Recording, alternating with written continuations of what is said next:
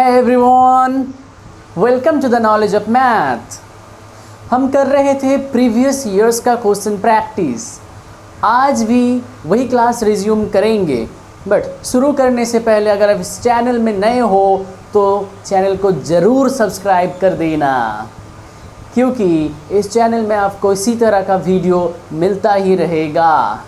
और हाँ, इस चैनल का PDF हर एक चैप्टर का आपको मिल जाएगा टेलीग्राम चैनल में, जो लिंक नीचे दिया हुआ है डिस्क्रिप्शन बॉक्स में। तो लिंक में जाइए, टेलीग्राम चैनल ज्वाइन कीजिए और फिर करते रहिए हमारे साथ प्रैक्टिस और सीखते भी रहिए।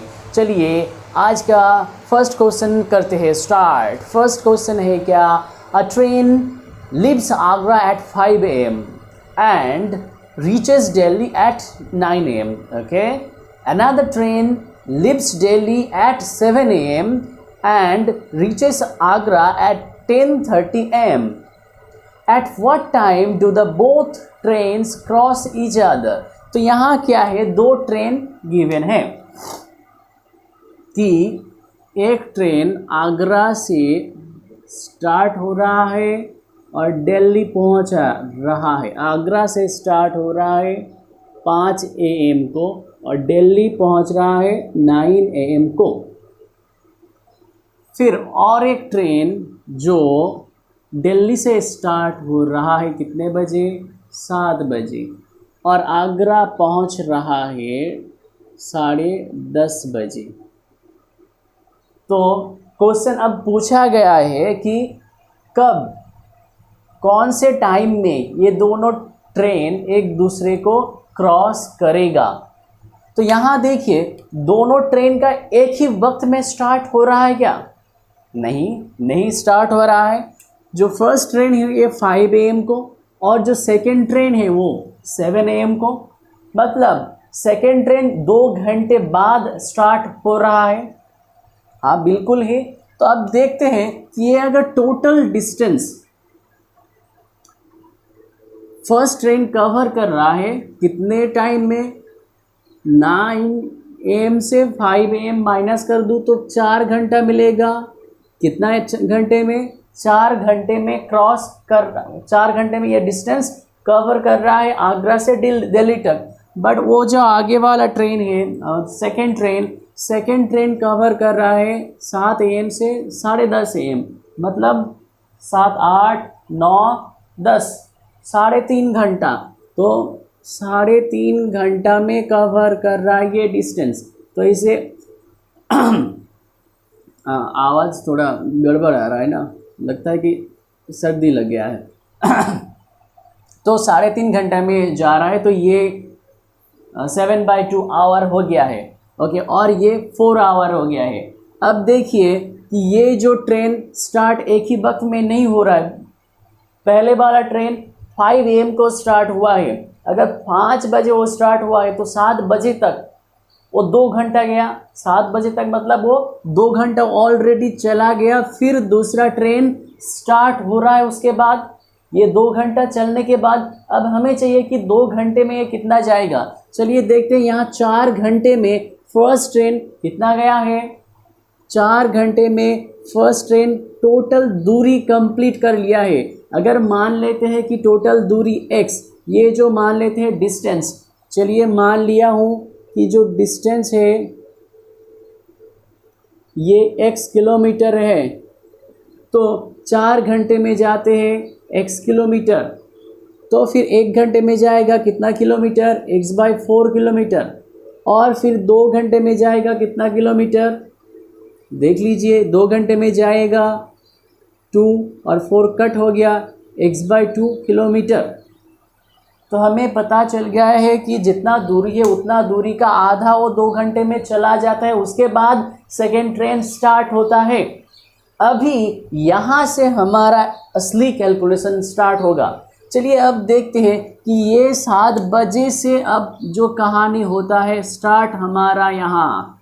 तो ये 7 बजे मान लेते हैं कि सेकेंड ट्रेन 7 बजे यहाँ 7 बजे स्टार्ट हुआ है और फर्स्ट ट्रेन यहाँ से फिर वो तो जा रहा है ना, कंटिन्यू जा रहा है। अब कहानी स्टार्ट हो रहा है। अब 7 बजे ये यहाँ से स्टार्ट होगा, 7 बजे ये ऑलरेडी चल रहा है, स्टार्ट होके जब आएगा एक दूसरे का क्रॉस करेगा, यहाँ क्रॉस करने का मोमेंट है। देखिए अब क्रॉस करने का मोमेंट मतलब समझिए, यहाँ समझाता हूँ कि ये वाला ट्रेन यहाँ इतना दूरी कवर कर लिया, चलिए इतना दूरी ये कवर कर लिया है, सेकेंड ट्रेन भी इतना दूरी ये कवर कर लिया है, ऐसे आते आते आते चलिए ट्रेन अब कवर किया, मतलब दोनों ट्रेन कितना दूरी कवर कर रहा है, ये जा रहा है ये कुछ ये डिस्टेंस और ये ट्रेन भी यहाँ तक आया है ये डिस्टेंस, मतलब दोनों को जो बाकी दूरी है कवर करना पड़ेगा,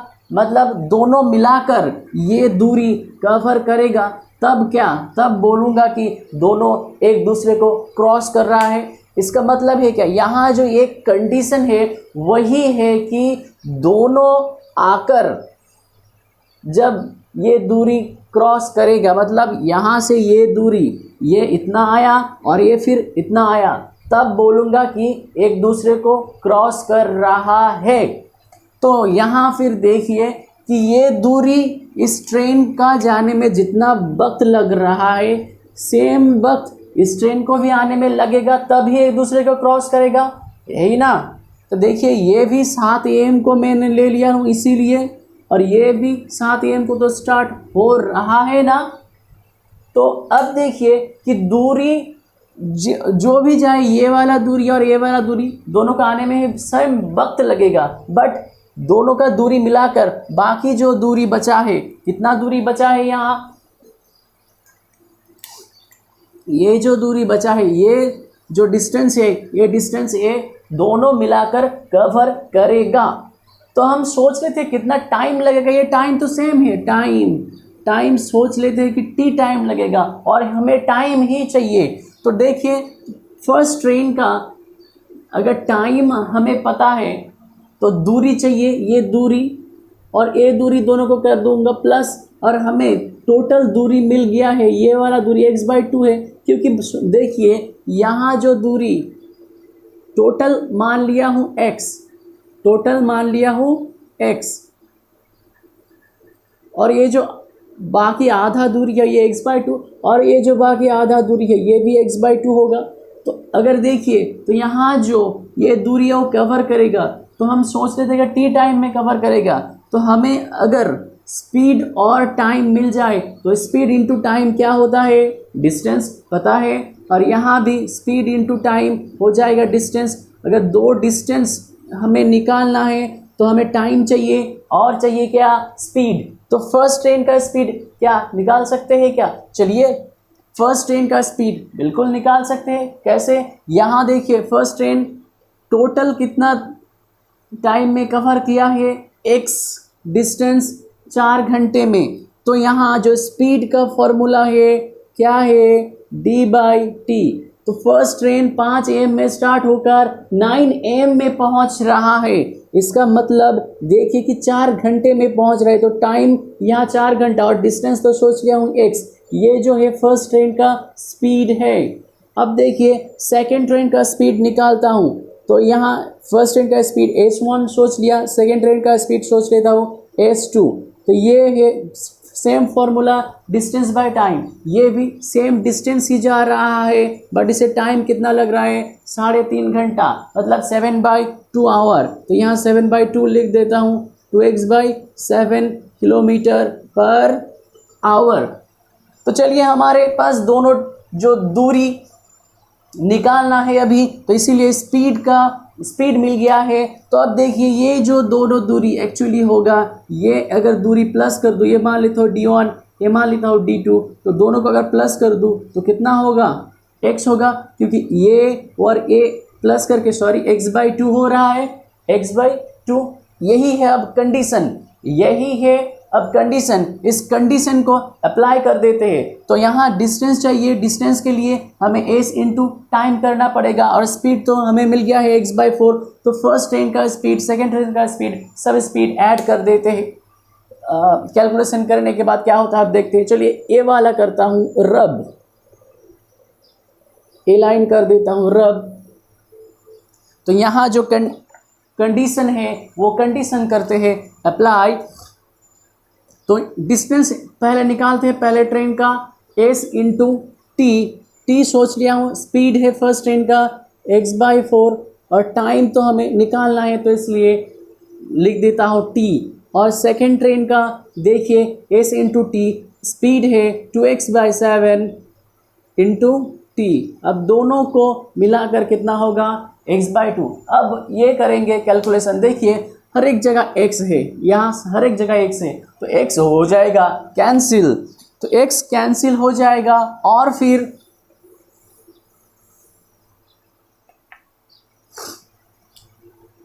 x कैंसिल हो जाने के बाद t को ले लेता हूँ कॉमन, तो ये वाला 1/4 प्लस 2/7 इक्वल्स टू 1/2।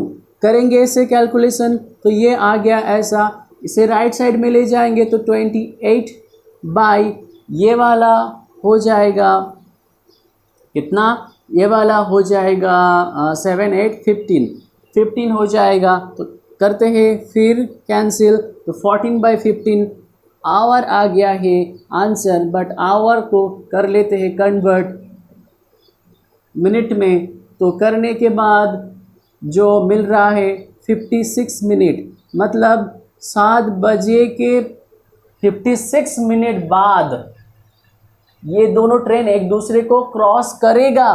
तो कितने बजे फिर क्रॉस करेगा, 7 बजे के 56 मिनट बाद, मतलब 7:56 AM को, तो दोनों क्रॉस करेगा कितने बजे 7 AM प्लस 56 मिनट, तो ये क्रॉस कर रहा है एक दूसरे को 7:56 AM में।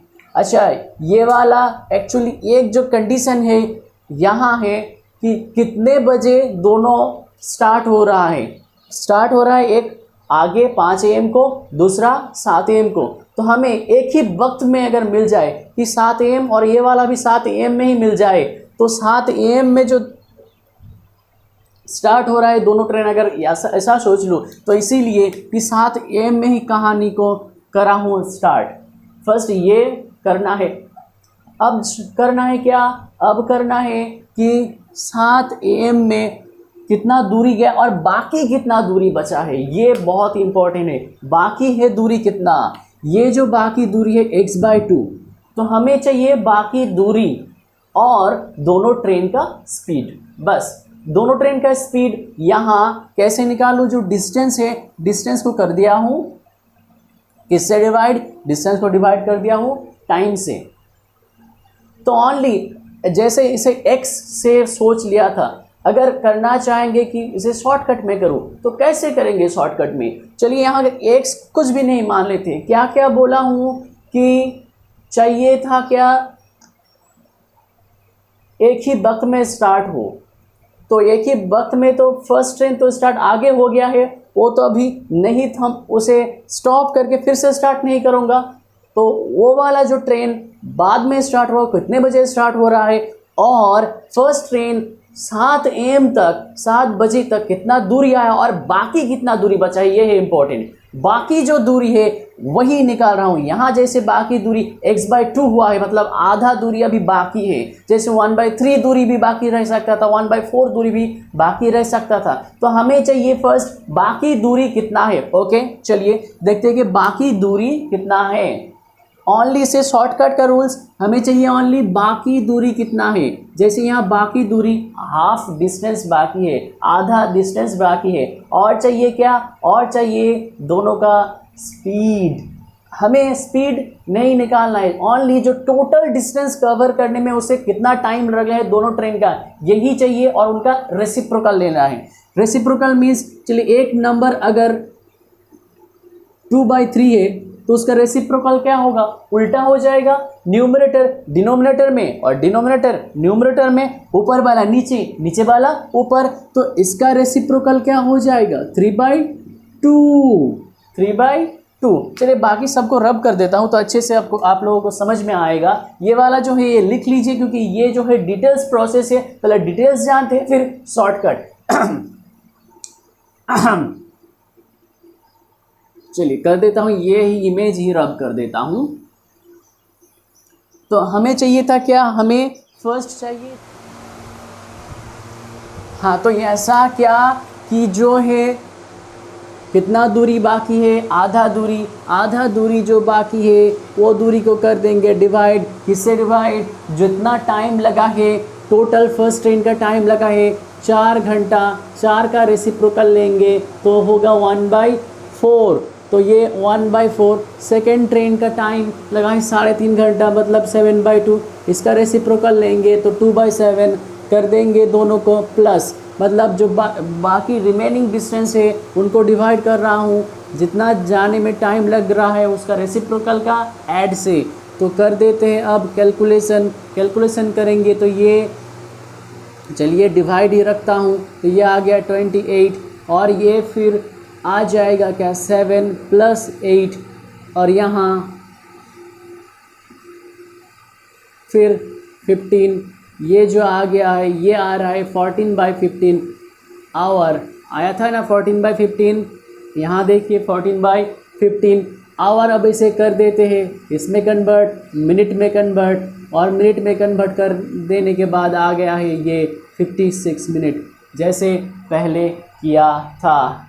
तो चलिए समझ में आया ये क्वेश्चन, आई थिंक समझ में आया है बिल्कुल, क्योंकि ये डिटेल्स पहले समझाया गया और फिर शॉर्टकट भी बताया गया है, ये वाला है शॉर्टकट ओनली। चलिए नेक्स्ट क्वेश्चन मूव करते हैं। चलिए देखते हैं कि नेक्स्ट क्वेश्चन है क्या। नेक्स्ट क्वेश्चन है ₹9,000 were divided among a certain number of persons. Had there been 20 more persons, each would have got 160 rupees less. The original number of person was. तो यहाँ जो क्वेश्चन है कि टोटल 9,000 रुपीज़ है, यहाँ कुछ परसेंट्स के बीच में उसे डिवाइड किया गया है। अच्छा, और क्या है कि अगर कंडीशन है गिवन है, अगर 20 ज़्यादा परसेंट रहता तो हर एक पर्सन 160 रुपीज़ कम मिलता, हर एक पर्सन को 160 रुपीज़ कम मिलता। तो क्या पूछा गया है, पूछा गया है कि ओरिजिनल नंबर ऑफ पर्सन, पहले एकदम ही पहले ओरिजिनली कितना परसेंट था। तो यहाँ क्या है कि ओनली जो है डिवाइड कर रहा है, तो मान लेते हैं कि 9,000 जो टोटल रुपीज़ है ये x पर्सन के बीच में डिवाइड हो रहा है, x पर्सन के बीच में 9,000 रुपीज़ डिवाइड होगा। तो ये x परसेंट्स के बीच में अगर डिवाइड होगा तो हर एक पर्सन कितना करके पाएगा, बिल्कुल ही दोनों को कर देते हैं डिवाइड, हर एक पर्सन पाएगा इतना रुपीज़। अब क्या हुआ है, अब जो है 120 नहीं, ओनली 20% 20 व्यक्ति ज़्यादा चला आया है, तो अब उसे कितना मिलेगा, अब मिलेगा कि 9,000 ही है, 9,000 बाई x + 20। अब जो मिल रहा है पहले जितना मिलता था पहले से 160 रुपीज़ कम है, मतलब जो पहले वाला है वो पहले वाला क्या था, ज़्यादा था, तो ये ज़्यादा है, इससे ज़्यादा है, कितना ज़्यादा है 160 ज़्यादा है। तो कर देते हैं अगर माइनस, तो मिल जाएगा 160, जो 160 मिला है। चलिए यहाँ 9,000 है, दोनों को कॉमन लेके राइट साइड में लिख देता हूँ 9,000 नीचे, और यहाँ करते हैं कैलकुलेशन, x + 20 आ गया है। चलिए इसे और डिटेल्स में कैलकुलेशन करते हैं। चलिए और एक स्टेप जंप नहीं करके डिटेल्स में समझाते हैं। तो अगर यहाँ बचा रहा क्या 1/x + 20, अब करते हैं कि नीचे दोनों का ले लेंगे एलसीएम ले लेंगे, तो x × x + 20, तो x यहाँ है और यहाँ x + 20 और x है, तो x और x हो जाएगा कैंसिल, और बचा रहेगा क्या x + 20, x + 20 ऊपर 1 के साथ होगा मल्टीप्लाई, तो ये हो गया। फिर यहाँ सेम तरीके से हो जाएगा x ओनली, तो यहाँ प्लस एक्स और माइनस एक कैंसिल हो गया। और यहाँ चलिए अब करते हैं कुछ कैलकुलेशन।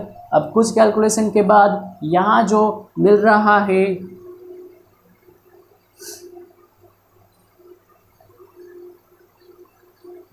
4/225, तो 4/225 राइट साइड में मिला और लेफ्ट साइड में मिल रहा है एक्स स्क्वायर प्लस 20, और क्रॉस मल्टीप्लाई करूँगा तो 4 से हो गया मल्टीप्लाई। अच्छा 4 यहाँ है तो 4 को यहाँ देखते हैं, फिर यहाँ भी क्रॉस होगा, 4 और 20 कट हो जाएगा तो हो जाएगा 5।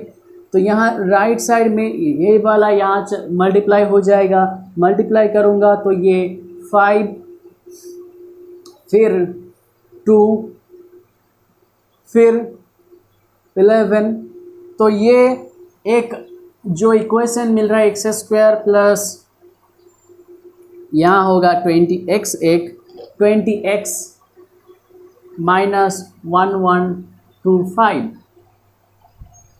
तो इसका सल्यूशन क्या होगा?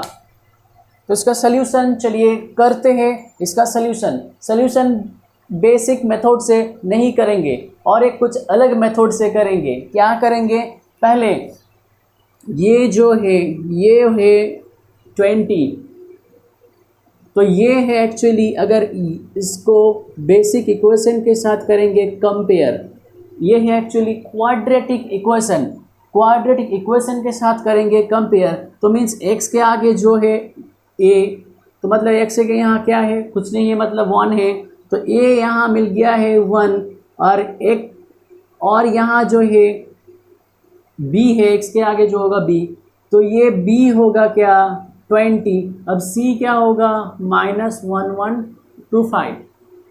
अब ले लेंगे ये जो मिल गया है वैल्यू b² माइनस 4ac ले लेंगे और उसका रूट ले लेंगे, तो b² मतलब 20 स्क्वायर होता है 400। अब 4ac, 4a मीन्स 1 और c मीन्स है -1125, तो ये जो माइनस है और आगे भी एक माइनस है, तो माइनस माइनस हो जाएगा क्या प्लस, और ये जो प्लस हो गया तो 4 से ये ओनली मल्टीप्लाई होगा, 4 से मल्टीप्लाई करेंगे तो हो रहा है क्या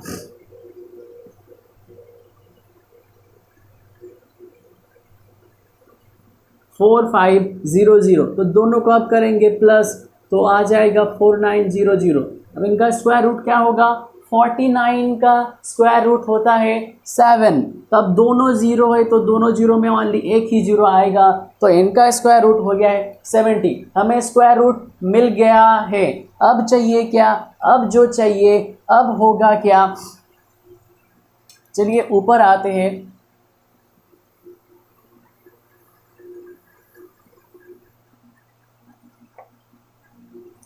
अब जो होगा ये जो इक्वेशन है, यहाँ देखते हैं कि इक्वेशन को 2x² plus 20x minus 1125 equals to 0, तो हमें 70 जो मिल गया है ये होगा इक्वल किसका, अगर 2 है तो ले लेंगे 2x, मतलब x² है तो ले लेंगे 2x, और यहाँ ओनली x को छोड़कर बाकी जो है, x को छोड़कर बाकी जो है वो ले लेंगे, x को छोड़कर बाकी है 20 ओनली, तो 20 ले लिया हूँ और वो इक्वल होगा किसका 70 का। तो अब यहाँ जो मिलेगा ये इक्वेशन करते हैं सॉल्व। अब ये मिल गया है लीनियर इक्वेशन एक, क्योंकि x का पावर कुछ नहीं है मतलब 1 है, पावर 2 से कर लिया हूँ 1। क्या किया फिर से समझाऊँगा, देखिए अगर समझ में नहीं आया और एक बार समझाऊँगा, नो प्रॉब्लम, कुछ घबराने की ज़रूरत नहीं है। तो ये x को क्या हूँ सॉल्यूशन आया है 25। तो हमें चाहिए था क्या, ओरिजिनल परसेंट कितना था, सोच लिया था x, तो ओरिजिनल परसेंट है 25। तो देखिए क्या किया हूँ, ओनली जो कंडीशन गिवन था 160 रुपीज़ कम मिल रहा है, 20% अगर ज़्यादा आ जाए तो, इसीलिए यहाँ कर दिया था ये कि x% अगर था 9000 रुपीज़, डिवाइड होगा 90/x ऐसे करके, और या 9000/x प्लस 20 डिवाइड करेंगे तो यहाँ दोनों को माइनस कर दिया था और 160 हो गया था। फिर इसे कैलकुलेशन करने के बाद एक इक्वेशन आ रहा है। ये जो इक्वेशन है एक क्वाड्रेटिक इक्वेशन है। अगर इसे सॉल्यूशन करने जाए ऐसे ही जो प्रोसेस हमें पता है उसी प्रोसेस से, तो ये बहुत ही लेंथी हो जाएगा। इसीलिए और एक प्रोसेस यहाँ सिखाया हूँ, इस प्रोसेस को अभी सीख लीजिए कि ये जो एक्चुअली है ये है एक क्वाड्रेटिक इक्वेशन। और ये इक्वेशन ओरिजिनली क्या है, ओरिजिनली ये ax² plus bx plus c, ये है जनरल फॉर्म। अच्छा, यहाँ ये क्यों लिया हूँ, क्योंकि यहाँ हमें लेना है b² माइनस 4ac और उसका स्क्वायर रूट। तो b कौन है, a कौन है और c कौन है, हमें कैसे पता चलेगा। b है जो x के आगे है, इसीलिए ये जनरल इक्वेशन को लिखा हूँ। तो x के आगे जो है वो है b और x² के आगे जो है a, और जो बाकी है साइन समेत लूँगा। यहाँ साइन क्या है, प्लस है तो प्लस लिया हूँ, अगर माइनस रहता तो -20 लेता। तो यहाँ भी साइन माइनस है तो इसलिए -1125 हो गया वैल्यू c का। तो यहाँ b² माइनस 4ac को किया हो कैलकुलेशन तो 70 मिला है। अब ये 70 किसका इक्वल होगा, अब देखिए जो ये जो इक्वेशन है x² है तो लेंगे x² को 2x और x को नहीं लेंगे, ओनली लेंगे 20, या साइन माइनस रहता तो -20 लेता, तो ये हो जाएगा 70 का इक्वल। तो अब हमें मिल गया है जो इक्वेशन वो अभी क्वाड्रेटिक नहीं है, वो एक लीनियर इक्वेशन है, क्योंकि x का पावर कुछ नहीं है मतलब 1 है। तो दैट्स वाई इसे किया हूँ सोल्यूशन। सोल्यूशन करने के बाद जो आंसर मिला है 25, वही है रिक्वायर्ड रिजल्ट। तो समझ में आया ना। एक्चुअली ये जो क्वाड्रेटिक मेथड सॉल्यूशन का प्रोसेस है ये शॉर्टकट मेथड है। शॉर्टकट मेथड का क्लास तो ले आऊँगा, तब सिखाऊंगा शॉर्टकट मेथड कैसे करते हैं, हर एक चीज़ का शॉर्टकट कैसे। अगर शॉर्टकट सीखना है तो ओनली जो जैसे कैलकुलेशन करता है उस कैलकुलेशन नहीं करना है, एडिशन अलग से करना है, सब्सट्रैक्शन अलग से, सब्सट्रैक्शन के भी शॉर्टकट, मल्टीप्लिकेशन, डिवीजन, हर एक चीज़ का शॉर्टकट सीखने, तो हर एक चीज़ का शॉर्टकट सीखने में तो टाइम लगेगा ना। तो चलिए बेसिक से ही कर लेते हैं, क्योंकि एग्ज़ाम है, पैसा हमने एग्ज़ाम में तो करना पड़ेगा ना, तो इसीलिए बस बेसिक से ही कर रहे हैं। और यहाँ एक्चुअली बेसिक से करेंगे, शॉर्टकट कुछ नहीं है, बेसिक का ही कुछ स्टेप जंप। ओके, तो चलिए अब नेक्स्ट क्वेश्चन में आज मूव करते हैं। चलिए अब देखते हैं नेक्स्ट क्वेश्चन है क्या, और नेक्स्ट क्वेश्चन है दिसंबर 2019 से। चलिए आज का क्वेश्चन है कि a shopkeeper sells a refrigerator for ₹22,000 and makes a profit of 10%. If he desires to make profit of 18%, what should be his selling price?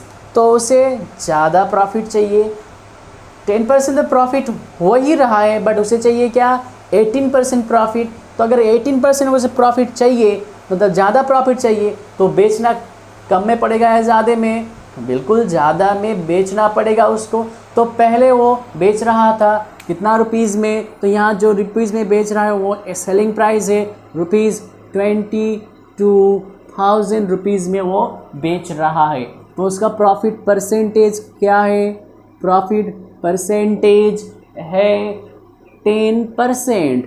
Okay, तो अगर प्रॉफिट परसेंटेज 10% है तो हमें देखिए कि यहाँ एसपी पता, एसपी गिवन है और परसेंटेज गिवन है प्रॉफिट का, तो सीपी चाहिए। तो सीपी का है क्या फार्मूला, सीपी का फार्मूला है 100 into SP by 100 plus profit percent. अगर प्रॉफिट है तो प्लस प्रॉफिट परसेंट, अगर लॉस होता तो माइनस लॉस परसेंट।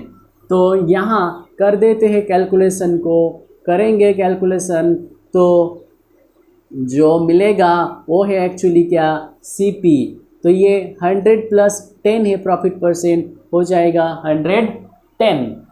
तो ये करेंगे, अब नहीं कैलकुलेशन, ये कैंसिल ऐसे वैसे करके कैलकुलेशन नहीं करेंगे, क्योंकि नेक्स्ट स्टेप में करेंगे सब एक साथ में। क्योंकि देखिए अब चाहिए 18% प्रॉफिट। अब प्रॉफिट किसके ऊपर होता है, एसपी के ऊपर या सीपी के ऊपर, सेलिंग प्राइस के ऊपर या कॉस्ट प्राइस के ऊपर। बिल्कुल ही कॉस्ट प्राइस के ऊपर ही प्रॉफिट होता है जनरली। तो कॉस्ट प्राइस के ऊपर प्रॉफिट है तो हमें तो कॉस्ट प्राइस यहाँ मिल गया है ना। अब चाहिए क्या, प्रॉफिट 18%, प्रॉफिट 18% गिवन है। तो जो प्रॉफिट परसेंट 18% गिवन है तो सेलिंग प्राइस क्या होगा ये चाहिए। क्वेश्चन यही पूछा गया है कि पहले जो एसपी था उससे कितना ज़्यादा सेलिंग ज़्यादा में बेचना पड़ेगा, मतलब बेचना पड़ेगा मतलब बिल्कुल ही सेलिंग प्राइस। तो अब देखते हैं कि सेलिंग प्राइस का है क्या फार्मूला। सेलिंग प्राइस का फार्मूला है CP into 100 plus profit percent by 100। अच्छा, तो ये जो है प्रॉफिट परसेंट प्लस 100 एसपी निकाले तो इसलिए नीचे था, CP निकाले तो इसलिए नीचे था वो, बस कुछ नहीं है, यही फार्मूला है। यही फार्मूला का उल्टा कर दिया। देखिए कि एसपी यहाँ है तो एसपी को ये ले लिया हूँ, ये चला गया है ऊपर और ये 100 नीचे चला है, बस कुछ नहीं। तो अगर इसे और भी डिटेल्स में समझना है तो चैनल में इस चैप्टर का डिटेल्स वीडियो है, प्लेलिस्ट में जाइए और इस डिटेल्स वीडियो को देखिए तो आपको समझ में बिल्कुल ही आ जाएगा। अब देखिए कि ये करते हैं कैलकुलेशन। CP तो हमें पता है, CP क्या है, 100 इंटू 22,000 बाय 110। और यहाँ प्रॉफिट परसेंट अब 18% होगा तो 118 हो गया, और क्या नीचे 100। चलिए करते हैं अब कैलकुलेशन करेंगे तो ये ऐसा मिला है, तो ये भी कट हो गया। अब ये ओनली मिल रहा है 6 और 3200, मतलब हमें जो मिला है 23,600 रुपीज़ में उसे बेचना पड़ेगा। तो कौन सा option, option A is the correct answer. तो समझ में आया है ना। अगर समझ में आ रहा है और अच्छा लग रहा है तो वीडियो को ज़रूर लाइक कीजिएगा और चैनल को तो सब्सक्राइब करना मत ही भूलिए, क्योंकि आपका ही सब्सक्रिप्शन है मेरा इंस्पिरेशन। और कमेंट ज़रूर कीजिए कि और कौन सा वीडियो चाहिए, कौन सा चैप्टर का चाहिए, या आपको ये प्रोसेस अच्छा लगा या नहीं अच्छा लगा, या दूसरा प्रोसेस आपको और चाहिए एडवांस में, तो कीजिए, ज़रूर कीजिए कमेंट। चलिए नेक्स्ट क्वेश्चन अभी मूव करते हैं नेक्स्ट क्वेश्चन में। हाँ, देखते हैं नेक्स्ट क्वेश्चन है क्या। A circle has the same area as that of a square of diagonal of 11 centimetre. तो लेंथ है 11 centimetre. What is the diameter of the circle. तो यहाँ क्या गिवन है, गिवन है कि एक सर्किल है और एक स्क्वायर है।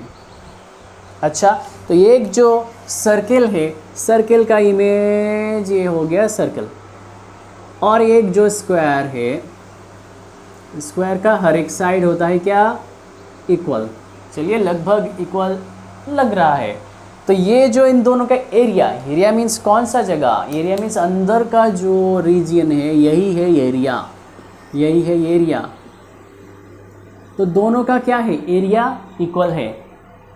तो हमें ये वाला चैप्टर आप लोगों को अभी तक नहीं कराया हूँ, तो बेसिक जान लेते हैं कि कुछ यहाँ बेसिक जानना है, ओनली कुछ फार्मूलाज जानना है, बस वही जानेंगे तो हो जाएगा। तो जो मेंजुरेशन का चैप्टर है, एक्चुअली ये मेंजुरेशन का चैप्टर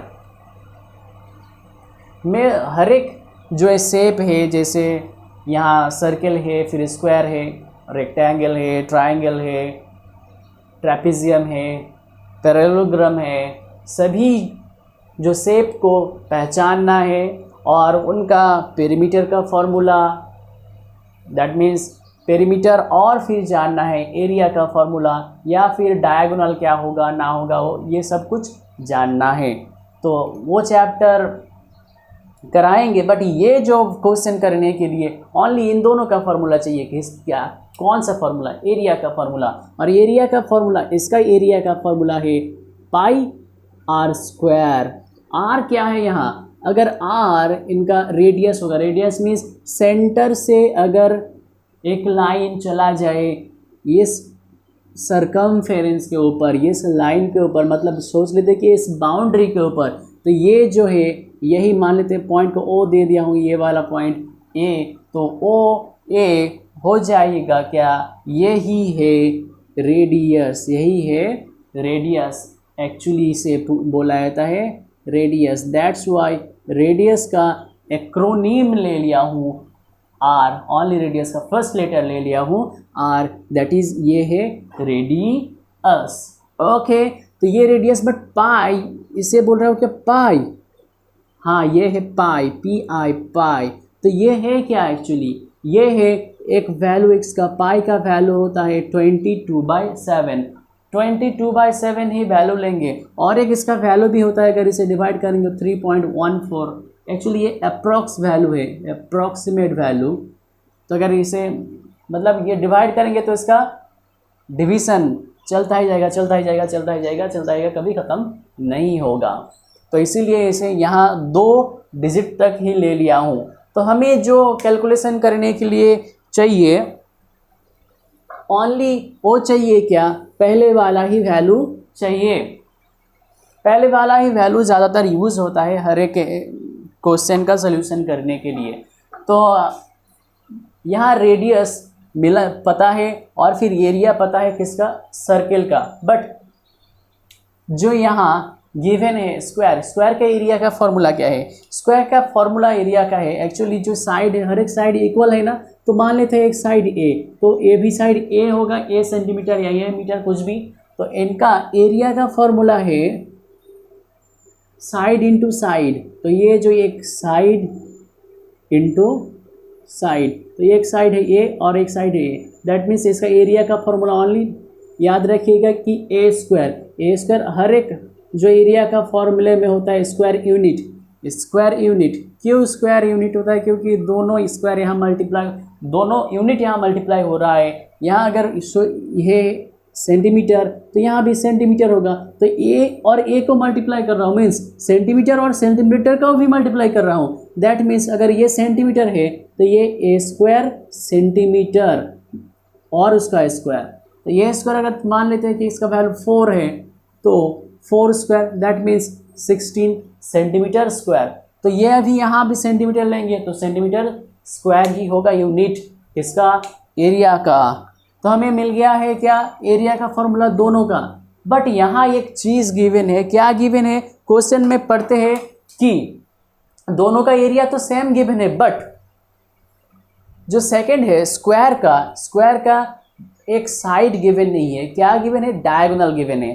तो विथ रेस्पेक्ट टू डायगोनल एक एरिया का फॉर्मूला और एक होता है इसका स्क्वायर का जो एरिया का फॉर्मूला और एक है। तो यहाँ क्या डायगोनल है क्या, एक्चुअली डायगोनल है अगर दोनों कॉर्नर पॉइंट को ऐड कर दे। यहाँ कितना कॉर्नर पॉइंट है, 2 ही है क्या, नहीं और एक भी है, यहाँ और एक भी है। ये जो दोनों कॉर्नर पॉइंट है, दोनों मतलब ये 2 कॉर्नर पॉइंट, ये 2 कॉर्नर पॉइंट ज्वाइन कर दिया तो जो 2 लाइन मिल रहा है यही है डायगोनल। तो चलिए और एक इमेज लेते हैं कि ये वाला एक इमेज ले लिया हूँ, तो इनका डायगोनल कौन होगा, बिल्कुल ही कॉर्नर पॉइंट को ऐड कर दीजिए, बस यही हो गया डायगोनल। तो हमें डायगोनल भी पता चल गया है कि डायगोनल है क्या, डायगोनल होता है क्या। तो अब जो विथ रेस्पेक्ट टू डायगोनल ये स्क्वायर का एरिया का फॉर्मूला क्या होगा। देखिए ये जो डायगोनल है, दोनों डायगोनल इक्वल होता है। अगर ये डायगोनल का लेंथ कुछ होगा, सेम लेंथ ये वाला भी होगा, स्क्वायर में इक्वल होता है। मेंसुरेशन चैप्टर कराऊंगा तो डिटेल्स में ज़रूर कराऊंगा। तो ये जो है डायगोनल इक्वल होता है, तो इसलिए डायगोनल का रिस्पेक्ट में एरिया का फॉर्मूला होगा और एक फॉर्मूला एरिया का half into product of two diagonal, product of two diagonal. तो यहाँ तो दोनों डायगोनल का लेंथ तो इक्वल ही है। तो अगर ये सोच लेते हैं कि डायगोनल का डी सोच लेते हैं तो half into D square, half into D square, तो हाफ इंटू डी स्क्वायर ये भी स्क्वायर यूनिट में ही होगा, तो स्क्वायर यूनिट में ही होगा ये ही। तो यहाँ दोनों जो यहाँ शेप है, दोनों शेप का ही फॉर्मूला जाना हो एरिया का फॉर्मूला ये पहले वाला है पाई आर स्क्वायर, और जो सेकंड वाला है कौन सा फॉर्मूला यहाँ यूज़ करूँगा, दोनों फार्मूले से यहाँ डायगोनल गिवन है तो इसलिए डायगोनल का फॉर्मूला यूज़ करूँगा। चलिए अगर दोनों एरिया इक्वल होता है तो हमें चाहिए क्या, हमें चाहिए डायमीटर, और डायमीटर है क्या, सर्कल का डायमीटर है रेडियस को और भी अगर यहाँ बढ़ा दूँ तो ये जो लाइन मिल रहा है सेंटर से, जो ये लाइन टोटल जा रहा है यही है डायमीटर।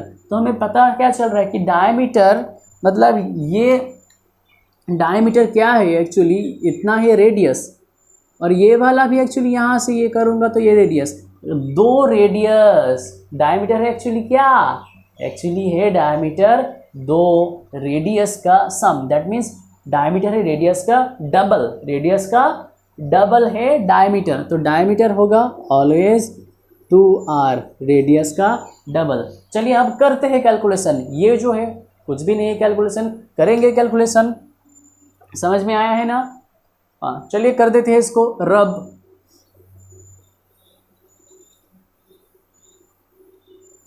अब जो चाहिए करते हो कैलकुलेशन, चाहिए दोनों का एरिया है इक्वल, तो फर्स्ट स्क्वायर सर्कल का एरिया का फॉर्मूला क्या है, पाई आर स्क्वायर, आर यहाँ क्या है रेडियस है, equals to half diagonal square formula लेंगे क्योंकि डायगोनल गिवन है 11 स्क्वायर, दैट मीन्स 11 इंटू 11, 2 बार 11, यहाँ पाई का वैल्यू है 22/7 और आर स्क्वायर यहाँ ऐसे ले लेते हैं, और यहाँ हाफ इंटू 11 इंटू 11, तो यहाँ आर स्क्वायर यहाँ रख दिया हूँ, 22/7 को अगर राइट साइड में ले जाओ तो ये हो जाता है क्या 7/22, तो यहाँ कट हो रहा है नीचे 2, और चलिए अगर r लूँगा तो ओनली स्क्वायर रूट हो जाएगा राइट साइड में, तो ऊपर हुआ 7 इंटू 11 तो हुआ 77, नीचे है 4, तो अगर 77 का स्क्वायर रूट हमें नहीं पता है बट 4 का स्क्वायर रूट पता है, क्या है 4 का स्क्वायर रूट 2 है। तो अब देखिए ये है आंसर, बट ये क्या ऑप्शन में गिवन है, नहीं है, तो ऑप्शन में गिवन नहीं है, फ्रैक्शन में गिवन नहीं है, गिवन जो है वो है पॉइंट में गिवन है, बट ये जो पॉइंट में गिवन है तो हमें √77 को पॉइंट में कन्वर्ट करना पड़ेगा, डेसिमल में कन्वर्ट करना पड़ेगा। हाँ चाहिए क्या, यहाँ चाहिए रेडियस नहीं चाहिए, चाहिए डायमीटर, तो डायमीटर क्या है, डायमीटर है रेडियस का डबल, रेडियस का डबल √77/2, और इसे कर देते हैं मल्टीप्लाई 2 से, तो ओनली √77 ही है क्या डायमीटर, सेंटीमीटर में है, तो ये कितना सेंटीमीटर होगा एक्चुअली। तो अब देखते हैं कि 8 का स्क्वायर अगर पता है कि 8 का स्क्वायर है 64, और 9 का स्क्वायर क्या है, 9 का स्क्वायर है 81, 9 का स्क्वायर है 81, तो देखिए कि ये जो है क्योंकि 8 और 9 के बीच में होगा, 8 और 9 के बीच में होगा √77 का स्क्वायर रूट मीन्स, चलो फिर ऑप्शन देखिए कि ऑप्शन क्या है, ऑप्शन ABCD में कौन सा है, 8 और 9 के बीच में, 8 और 9 के बीच में कौन सा ऑप्शन है, ऑप्शन ए, हाँ बिल्कुल ऑप्शन है, तो ये जो हो जाएगा 8.7 हो जाएगा स्क्वायर रूट, एक्चुअली 8.7 ये एग्जैक्टली नहीं मिल रहा है, ये अप्रॉक्सीमेट मिल रहा है, अप्रॉक्सीमेटली, इसलिए अप्रॉक्स लिखा हुआ है ऑप्शन में। तो चलिए कौन सा है आंसर, आंसर है ऑप्शन ये। अच्छा समझ में आया है ना ये, हाँ तो समझ में अगर आ रहा है अच्छे से तो लाइक बटन में एक टच कीजिए या क्लिक कीजिए, और फिर शेयर कीजिए अपने फ्रेंड के साथ, और सब्सक्राइब करना मत भूलिए, कर दीजिए जल्दी से सब्सक्राइब, क्योंकि आपका ही सब्सक्रिप्शन है मेरा इंस्पिरेशन, कर दीजिए बिल्कुल ही। और चलिए नेक्स्ट क्लास में फिर मिलते हैं, आज के लिए बस इतना ही, नेक्स्ट क्लास में फिर से मिलेंगे और कुछ क्वेश्चन के साथ with details explanation and shortcut method. पता ही ना आपको, शॉर्टकट कुछ भी नहीं है, बेसिक का स्टेप जंप बस वही है। चलिए नेक्स्ट क्लास में मिलते हैं फिर।